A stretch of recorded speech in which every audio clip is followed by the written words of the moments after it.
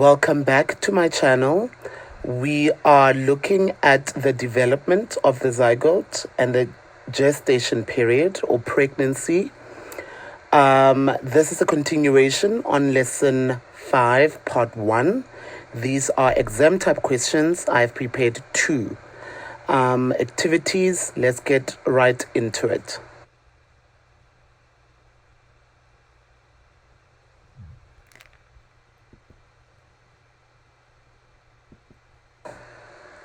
Alright guys, for our first activity,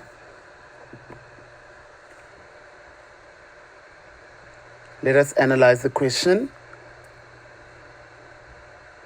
The diagram below represents a developing fetus in a human body. Okay, so this is a fetus. Why do we say it's a fetus? We can now see the head area, we can see the little feet, we can see that it is developing into a human baby. Okay, so an embryo, when it reaches a stage where there is differentiation between the different parts of the body, we call it now a fetus. Okay, now remember, we are supposed to study the diagram first. Okay, guys, we are supposed to study the diagram first before we even attempt to look at the questions. So let's study the diagram. All right, let us start with A. Let us analyze what A is. When we check the label line is not showing the outer membrane, it is showing the inner extraembryonic membrane, as you can see over there. Okay, so that inner extraembryonic membrane is called the amnion. So I submit that A is the amnion or the amniotic sac. Okay, and then remember what we said about the amnion and the chorion. The chorion is the outermost one. Okay, it is the outermost one, and the amnion or amniotic sac is the one that is closest to the fetus. Okay, guys, so that is the amnion or the amniotic membrane. And then what is B? When we check B, it is showing the cavity, the space of inside the amniotic sac. And we know that that space is filled by a fluid that is called the amniotic fluid. Okay, guys, let us move on to C. When we follow the label line, it is clear enough that it's showing the umbilical cord. And then D, as we can see, is showing the placenta. Okay. Of course, the first question is going to be identify A. What did we say A is? We say that A is the amnion or the amniotic sac. 1 mark. Sub-question B. We need to identify C, and C, like we've already said, is the umbilical cord. Question 3.3.2, state 2 functions of fluid B. Fluid B. So, fluid B. So you would have already written the function of fluid B, not the function, rather the structure, as the amniotic cavity that is filled with the amniotic fluid. So the question is specific to say, even if you wrote amniotic cavity there, okay, the question is specific to say fluid B. Okay, so fluid B is the amniotic fluid. Like we said in the previous video, first function, it protects the fetus against mechanical injury, okay? Or it protects the fetus against mechanical shock. Or you can say that it is a shock absorber. Another function, prevents dehydration of the fetus. Or you can say maintains the temperature of the fetus. Or you can say allows free movement of the fetus as it grows and develops. So, the markers will be required to mark the first two only, because the question says state two functions. So if you wrote 4, for instance, the markers will be compelled to mark the first two only. Question 3.3.3, name the system. Name one system. Name one system. Name one system in the baby's body that takes over the function of part D once the baby is born. Now, where is part D? There is part D. And we labeled part D as the placenta. Okay? Now, how do you answer this question? Think about the functions of the placenta. Think about the functions of the placenta and think about which system is related to some of the functions of the placenta. Let's just remind ourselves what the placenta does. Remember, the placenta forms an attachment of the mother to the fetus. There is no system in the human body that will that will replace that function. So that one is out. Remember, what else does the placenta do? The placenta secretes progesterone to maintain pregnancy. That is not the function that we want, because they say once the baby is born. The question says once the baby is born. So that is out as well. What else does the placenta do? Remember that the placenta is responsible for diffusing. Yes, it is responsible for gaseous exchange, meaning to diffuse oxygen that would go to the fetus and carbon dioxide that will move out from the fetus to the mother. So it diffuses oxygen from the mother to the fetus and carbon dioxide from the fetus to the mother. And remember from grade 11 and from grade 9, which system is responsible for gaseous exchange? Okay? Hold that thought. Another function of the placenta is to diffuse nutrients from the mother that goes to the fetus. Which system is responsible for that? Hold that thought again. Okay? So the answer, you are only required to give one system. Okay? The answer might be the urinary system. The urinary system, where nitrogenous waste will be taken from the fetus to the mother through the placenta. Okay? The other function that is replaced by, the other system that replaces the function of the placenta is the respiratory system or the breathing system. Okay? Where oxygen and carbon dioxide are exchanged.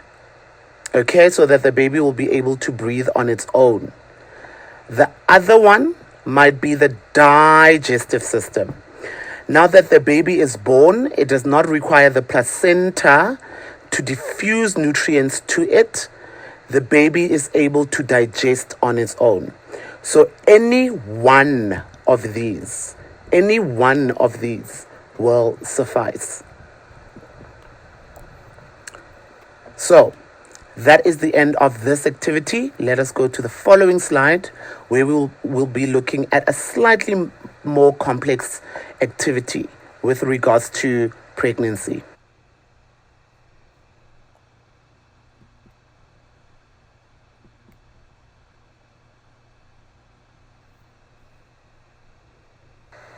Okay guys, let us look at the next activity. Let us read the instruction.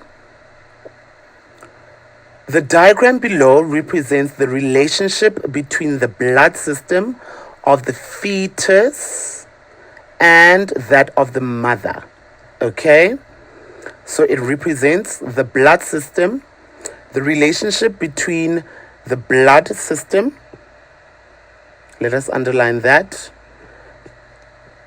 Oopsie, sorry.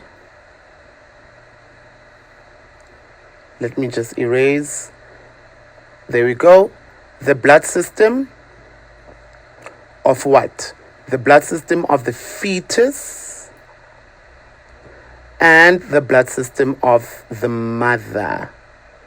Okay? The instruction or the statement continues to say, the arrows indicate the direction of blood flow in the blood vessels. It represents the direction, the arrows represent the direction of blood flow in the blood vessels. Okay, now let us study the diagram. Let us follow the arrows. Okay, so what we have there, the structure that we have there is the umbilical cord. Remember, the umbilical cord would contain two blood vessels, the umbilical vein and the umbilical artery. Remember, the umbilical vein leads from the placenta to the fetus. What does it do? It transports oxygenated blood, which contains what? Oxygen, which contains nutrients as well to go to the fetus. And the umbilical artery leads away from the fetus. It leads from the fetus to the placenta. What does it carry? It carries nitrogenous waste from the fetus. It also contains a lot of carbon dioxide from the fetus to the placenta, and from the placenta then to the mother. Then the mother will excrete the carbon dioxide and excrete the nitrogenous the nitrogenous waste as well. Therefore, let's look. Blood vessel D of the fetus. When you check the direction, blood vessel D leads away from the fetus. So this will be our umbilical artery. Yes. The umbilical artery, which contains the nitrogenous waste as well as a lot of carbon dioxide that needs to go away from the fetus to the placenta. However, let's look at blood vessel D. Blood vessel D, as we can see over there, leads blood toward the fetus. So it is carrying the things that the fetus need, which is what? Which is a lot of oxygen and nutrients. So we submit that blood vessel C actually is the umbilical vein. Okay, let's look at the questions then. Question 3.1.1. Apart from playing a role in the diffusion of substances from the mother's blood to the fetus's blood, and vice versa, state two other functions of the placenta. Okay, so this is a simple cognitive level 1 question. The answers Attachment of the fetus to the mother, 1 mark. After 12 weeks, it secretes progesterone, 1 mark, to maintain the pregnancy. All right. So those are the 2 functions besides the diffusion of substances. Now, check. Please be careful of this question. The question is saying besides, apart from. Apart from. So your functions may not include gaseous exchange, because gaseous exchange, remember, includes the exchange of oxygen and carbon dioxide, and these are substances. So you cannot include this in your answer. As well, you cannot include the diffusion of nutrients from the mother's blood to the fetal blood, because nutrients are also substances. This question says apart from those 2. Okay, so when you take out those 2, what are you left with? You are left with these 2 functions. So these ones are the ones that you ought to give when you get this question. Please, guys, please read the instruction very carefully. The instruction says apart from. So think about all the functions and take out, do not mention the ones that are excluded by the question itself. Okay, question 312. Blood vessel D is an artery. So we have identified it correctly earlier. Tabulate 2 differences between the composition of blood. Let us highlight that part. Or rather, let's just underline the differences between the composition of blood, guys. Composition of blood found in blood vessel C and blood found in blood vessel D. Remember, blood vessel D is an artery, the umbilical artery, and blood vessel C would therefore be the umbilical vein. So the question says tabulate. The question says tabulate, meaning put in a table. All right.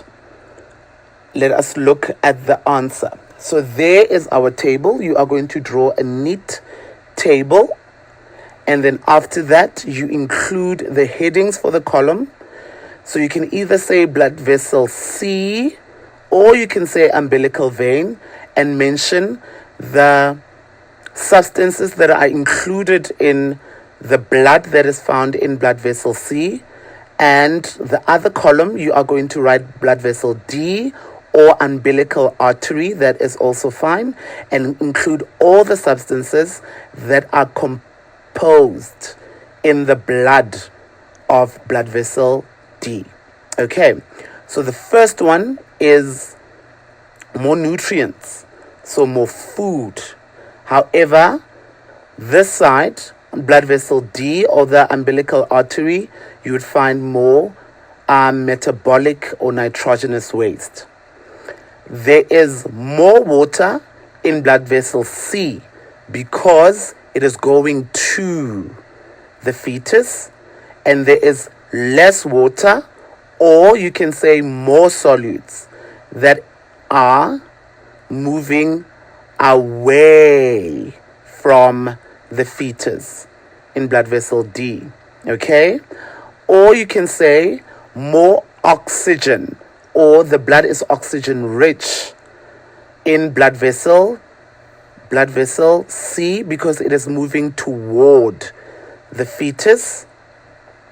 Or you can say more CO2, more carbon dioxide, because the carbon dioxide needs to move away from the fetus, and that would be in in the blood that is contained in blood vessel D.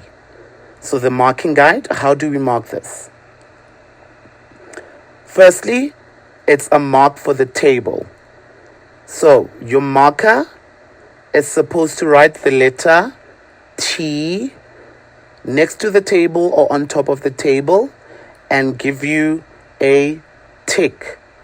Remember, guys, this tick is not necessarily for the table itself. A lot of people think that that mark is a free mark for just drawing the table, then you get that T. No. That T is for the correct headings of each column. So if you wrote blood vessel C, blood vessel D, you will get that mark. If you wrote umbilical vein or umbilical artery, you will get that mark. So this mark for the T is not merely for drawing a table and then you just get a mark. Make sure that you contain the relevant headings, that is the relevant variables on the heading side or on the headings of the different columns. Okay? And of course, any 4 differences. Okay? Any 4 differences. Following question. Explain one consequence for the fetus if the blood vessel D, the artery, becomes blocked, preventing blood flow. Okay, now let's take a moment to think about this. Firstly, the question says explain. Let's note that. Explain. And we said that explain questions are usually 2 marks per explanation. Okay? Now, explain, you mention and you either provide a reason or you provide a consequence of whatever that you have mentioned. Okay, so how do we answer this question? Because the question says explain, we need to mention the effect, the immediate effect. What is going to happen if the artery is blocked, the immediate, the primary consequence. And then after that, we give further information as to what will happen further. Okay, guys? Now, let's just remind ourselves. Blood vessel D is carrying what? It is carrying blood that contains a lot of CO2, and it is releasing it to the placenta from the fetus. Okay? So if blood vessel D is blocked, then it means that the carbon dioxide will not be able to be released to the placenta. There will be an accumulation of carbon dioxide on the fetus. And we know that when carbon dioxide accumulates, then the blood will become acidic. The pH of the blood will drop, and that might lead to death of the fetus, or that might lead to a miscarriage. Okay, guys? Or besides the carbon dioxide, what else is being transported from the fetus and released to the placenta? It is nitrogenous waste. And now, nitrogenous waste will not be able to be taken to the placenta of the mother. So it will accumulate on the fetus, and then the blood of the fetus will become acidic again because the pH will drop, and that will result in the unfortunate death of the baby. So I have mentioned what immediately will happen and the consequences thereof. So the primary consequence and the secondary consequence. Let us look at how we articulate this in the memorandum. So the answer to question 213 will be: the fetus will not be able to get rid of CO2 and nitrogenous waste. Excuse me, guys. I'm thinking of DNA now. nitrogenous waste. Okay, so it is sufficient to say that the fetus will not be able to get rid of CO2, carbon dioxide, and nitrogenous base. 1 mark. So think about what blood vessel D does. And if blood vessel D is blocked, blood vessel D will not be able to do what it's supposed to do. Okay? So, we articulated to say that the fetus will not be able to get rid of carbon dioxide and nitrogenous base, 1 mark. So what is the secondary consequence, or what is the ultimate consequence? Which the accumulation thereof, accumulation of what? Accumulation of CO2 and nitrogenous waste may lead to death, or may lead to a miscarriage. Okay, guys? So these are the two activities that I chose to work out with you. If you understand the skills, make sure that you understand or you master the skills in these two activities, and you will be able to answer any questions going further in terms of pregnancy. Okay. So, just like that, ladies and gentlemen, we have reached the conclusion of our lesson 5, and this video was a conclusion to the lesson topic of human reproduction. I hope that you enjoyed the content and it was impactful in your learning process. Please like, leave a comment, subscribe, and share the link to this video. It is essential for the growth of my channel, and I would appreciate that very much.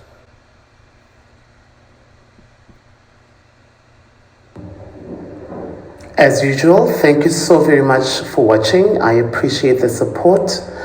The next lesson will be on genetics, which is a new topic. So I will be uploading a new lesson series. Be sure to check out that lesson series. Until next time, thank you and goodbye for now.